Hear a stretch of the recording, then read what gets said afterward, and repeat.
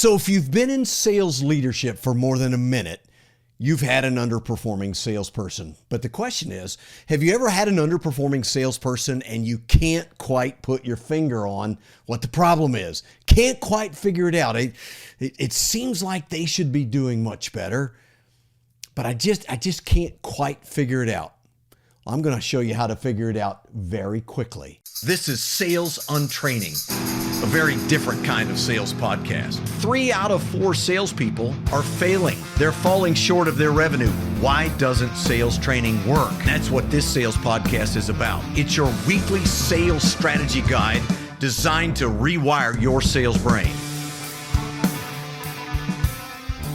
Welcome to Sales Untraining. I'm Kelly Riggs.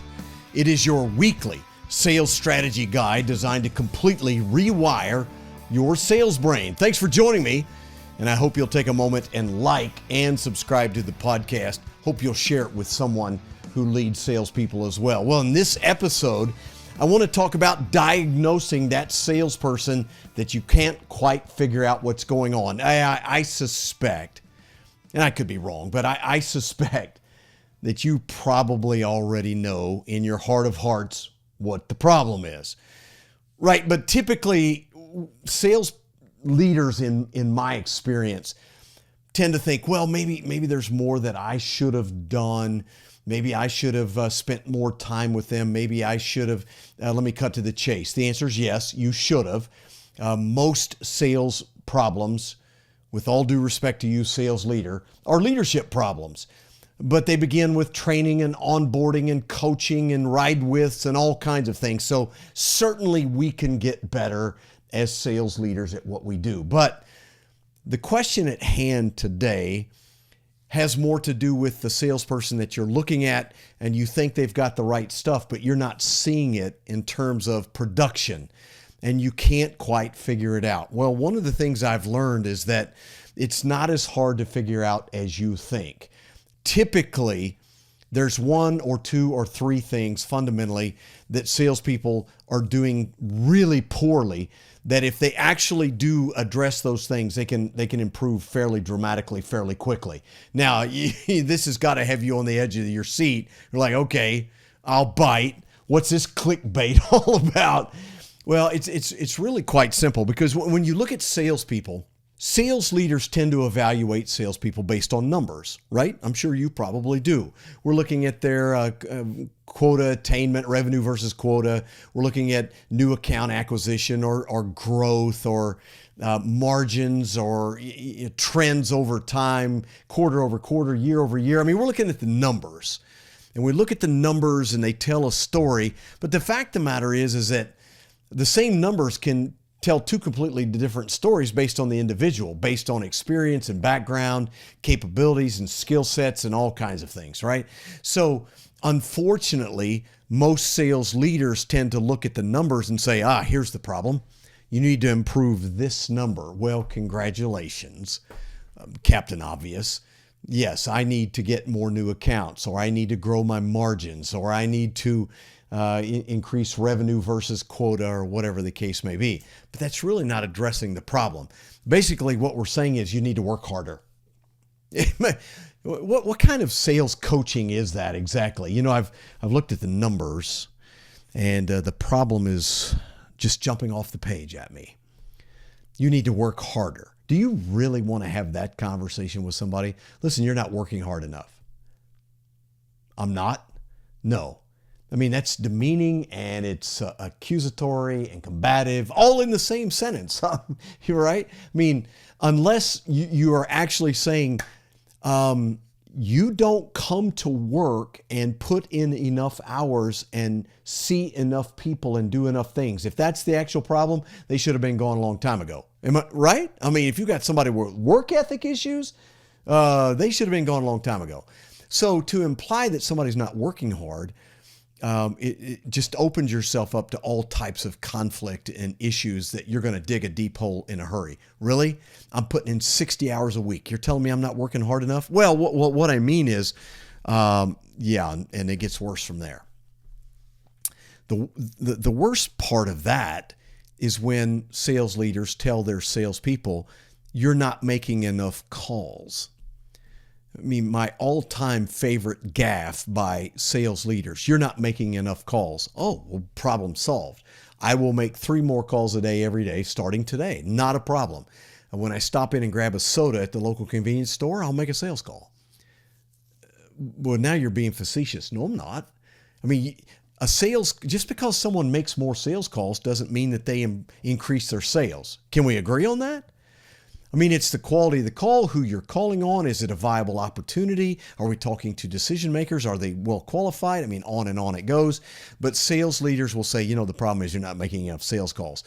I would argue with a lot of sales leaders that the problem is they're making too many. You've got them on a quantity kick and their quality sucks.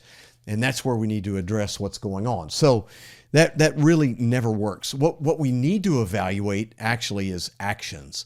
We need to evaluate the things they're doing inside of sales calls.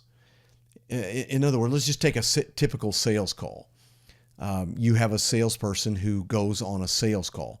Now, you would figure all this out in a hurry if you made joint sales calls with your salespeople and you actually sat alongside them or visited a client alongside them and made it your objective to do the things that we're going to talk about today. I mean, it would become obvious very, very quickly. Because as an aside, let me step back for a second. You ask a salesperson, how did that call go? You weren't there, right? How'd the call go? What do you think they're going to say? What do they say? I mean, just take some of your salespeople at random and say, hey, I wanted to ask you about a couple of your sales calls. I noticed you went and called on XYZ account this week. How'd that sales call go? I bet a big amount of money they're going to go, oh, it went great, fantastic. Really made some progress. Got some good things going there. I got another meeting scheduled, and I think we're really going to make this one happen. Now, I could say that about any sales call any day of the week and make it apply. And the reality is, the vast majority of time, it's garbage.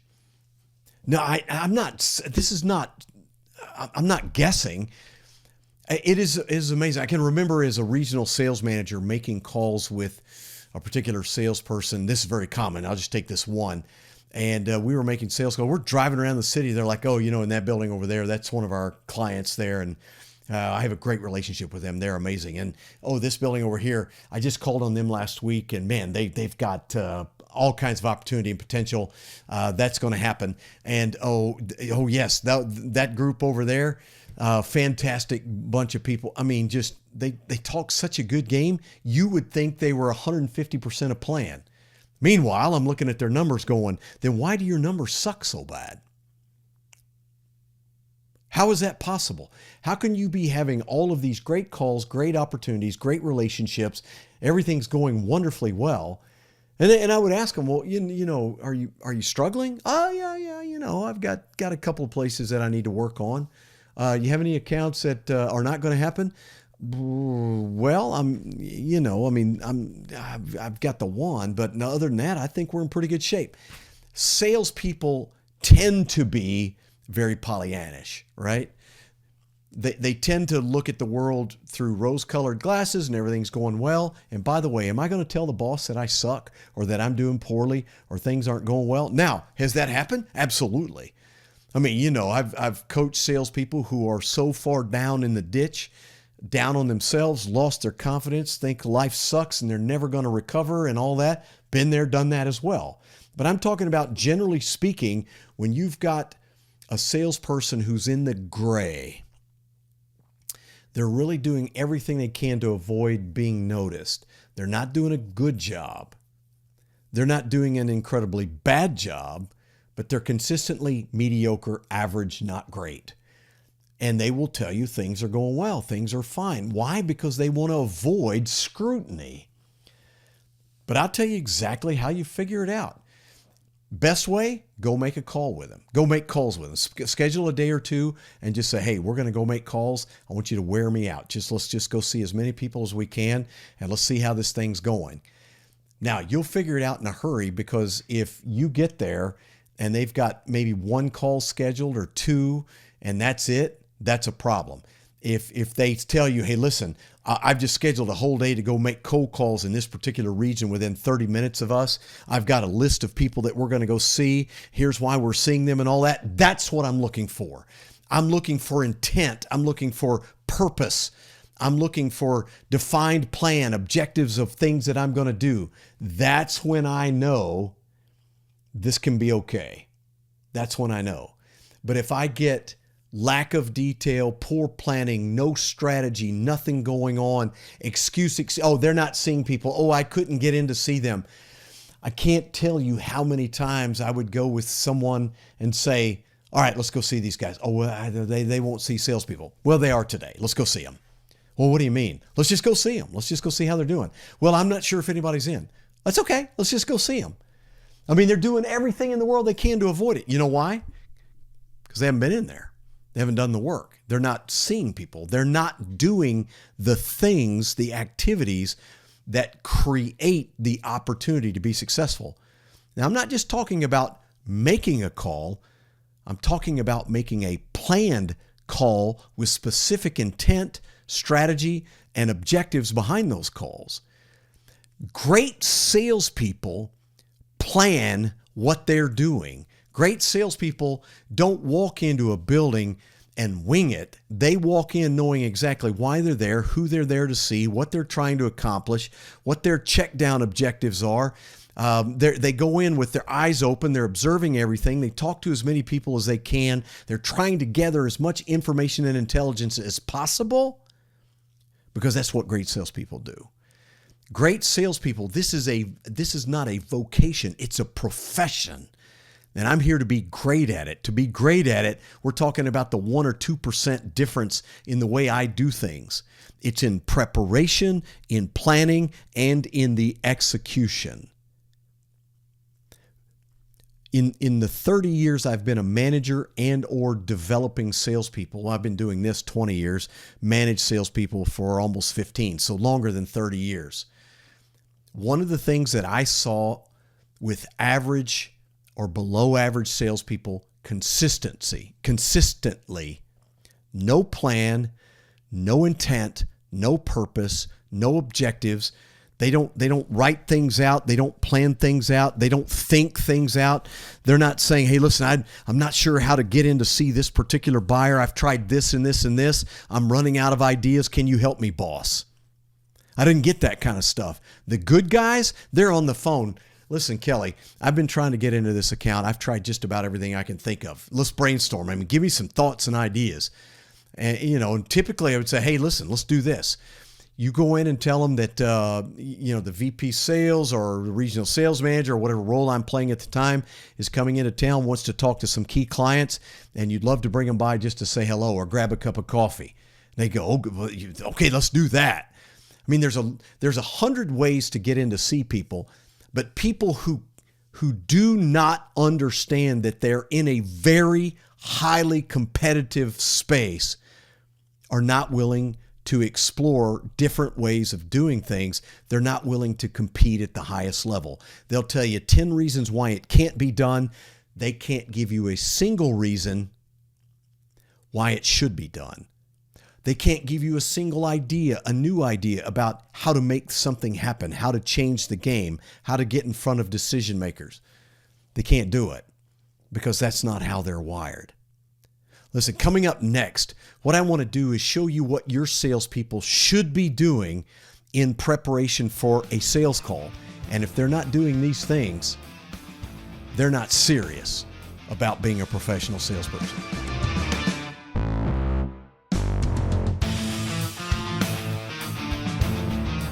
Hey, thanks for making Sales Untraining your first listen of the week.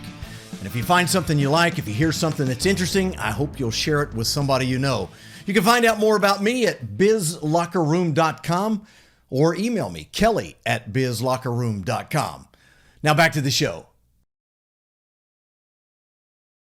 You know, the last corporate job I had, we got together and we were measured on units and revenue sold. And I got the team together and said, what do you guys think we can do? What's the number? What do we want to shoot for? And hands would go up. We need to do X. This is what we need to do. I said, great, tell me why. Why is that important? And somebody else would go, I don't think that's high enough. Wait a minute, let's temper that. Maybe that's a little too aggressive. We've only done this and that. But by the time I'm done, we've settled on a number. It's our number. It's our goal. And we break it down into chunks, manageable bites that we can go conquer. And we can do that. And it's not me putting a quota on them. It's them driving the performance of their individual sales efforts for their own individual benefit because it means something to them personally.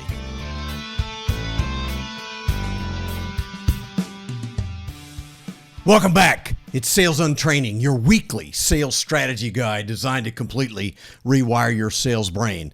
So let me go back to the beginning when I talked about the things that you can look at and determine very quickly where the problems lie. If you've got someone that you're not quite sure what's going on and whether or not it can work out.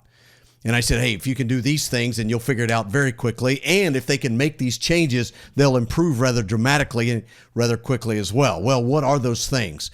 And we talked about going to make calls with your people.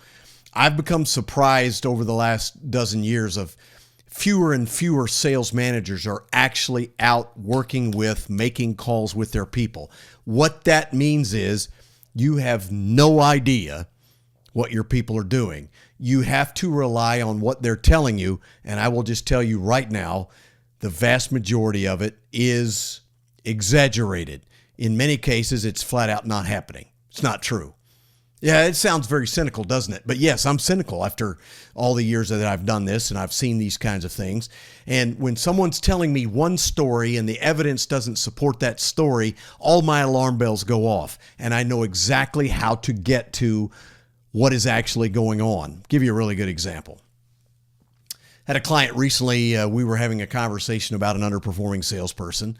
And this individual told me that one of the things I asked them to do was I gave them a very specific expectation about creating a list of high value target accounts that I want them to go after. You choose them, you develop the list, but I want to know who you're going to see and why, what kind of opportunity you think exists there, how you're going to go about developing that opportunity, so forth and so on.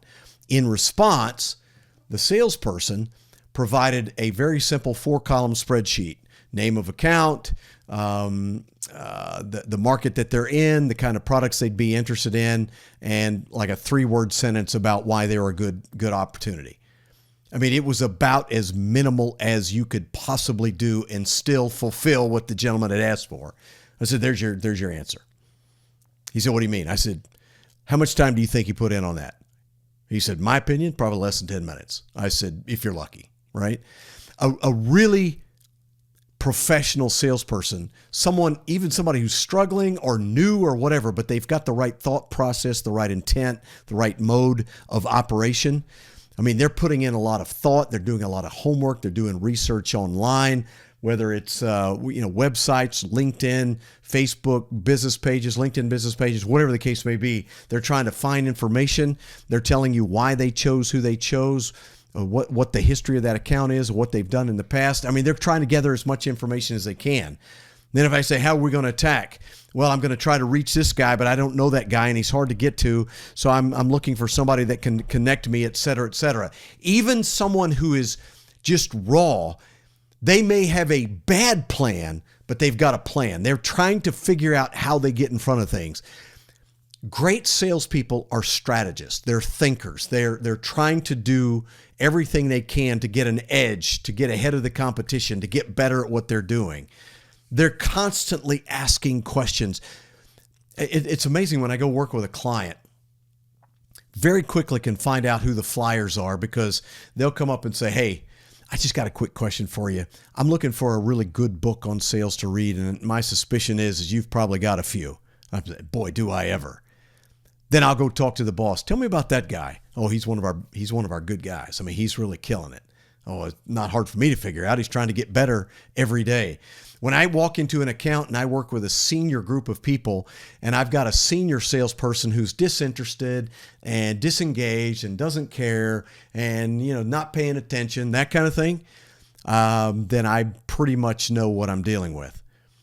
Because 20, 30-year sales professionals, veterans in their field who are top of their class, they welcome any and all kind of training and development. Now, do I have to get their confidence? Do I have to get their respect? Do I have to create credibility for myself? Absolutely. But they start off assuming this guy's going to bring me up to another level, even if it's just by a little bit. If I don't earn that right, then I can lose respect. But if I earn the right, they almost always come up and say, man, I really enjoy training. I love getting better. It's amazing how the people who are in the gray never really have that mindset. Always getting better, always learning, always plotting, planning, strategizing, right? Really simple exercise for you to do with your salespeople. I learned this, by the way, as a 23-year-old sales guy, sales manager that I owe a big part of my career to. We would pull up, we're going to go in and make a sales call. He'd say, okay, why are we here? Now, the first time he asked me that question, I thought, really? What do you mean, why are we here? And I think I asked him, I said, what do you mean, why are we here? Why are we here? We're going in to see such and such. Yes, I know that. But tell me why we're here. Well, we're trying to sell some product. No, we're not. And I said, no, what do you mean, no, we're not? I said, has he ever seen the product? No. Do you even know if he has a need? No. Well, then clearly we're not here to sell a product, are we?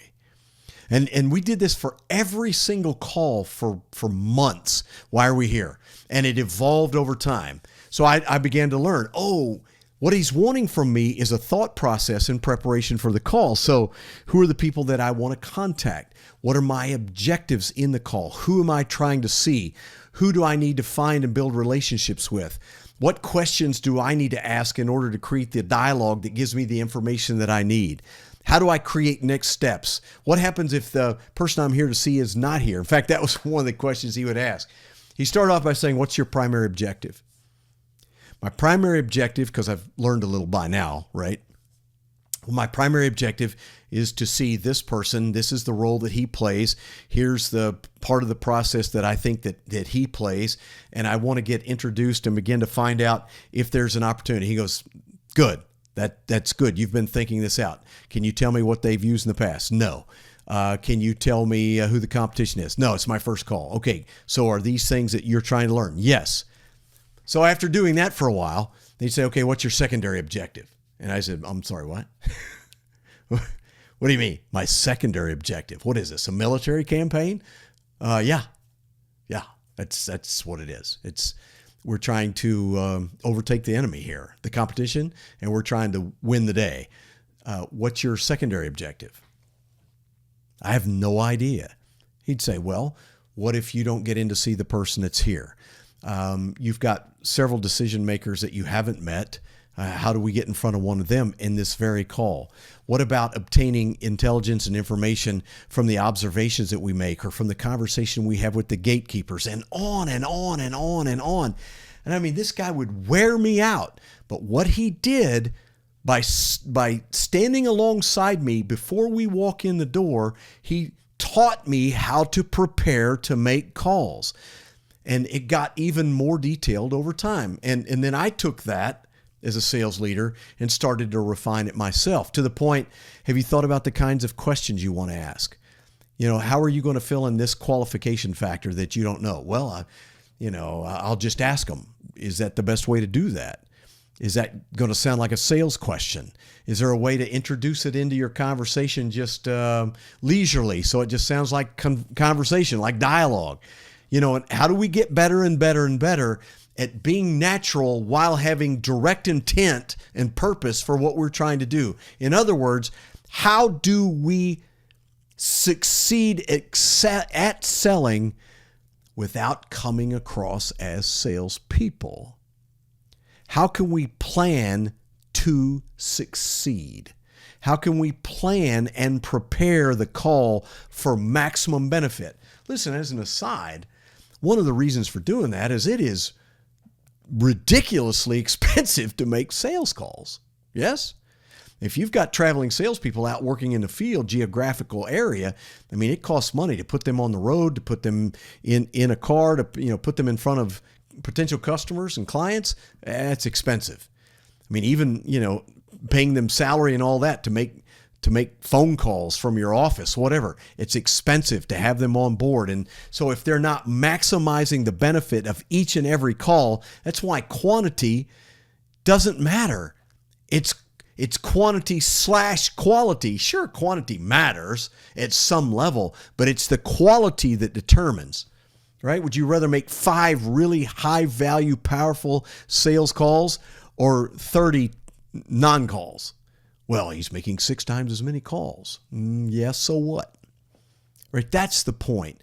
This really simple exercise allows you to see how your salespeople think, how they prepare, how they go about strategizing how to make that sales call work for them, maximizing the impact of each and every call.